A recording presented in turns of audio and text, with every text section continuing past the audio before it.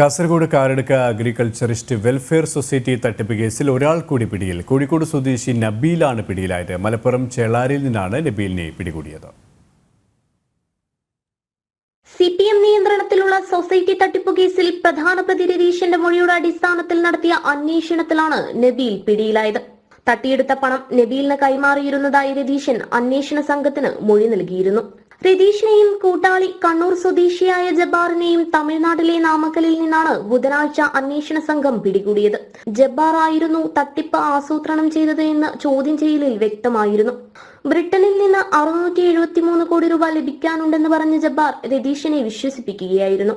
ഇതിനായി റിസർവ് ബാങ്കിന്റെ പേരിലുള്ള വ്യാജരേഖയും കാണിച്ചു. 5 കോടി രൂപയാണ് ജബ്ബാറും നബീലും രതീഷിന് വാഗ്ദാനം ചെയ്തത്. സൊസൈറ്റി സെക്രട്ടറി രതീശൻ 4.76 കോടി രൂപ തട്ടിയെടുത്തതിന് പിന്നാലെ ആദൂർ പോലീസ് റിയൽ എസ്റ്റേറ്റ് ഇടനിലക്കാരും രതീഷിന്റെ കൂട്ടാളികളുമായ 3 പേരെ അറസ്റ്റ് ചെയ്തിരുന്നു. മുഖ്യപ്രതിയെ കണ്ടെത്താൻ കഴിയാത്തതിനാൽ അന്വേഷണം ക്രൈംബ്രാഞ്ച് ഏറ്റെടുത്തിരുന്നു.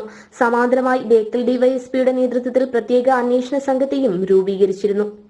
ജനം, കാസർഗോഡ്.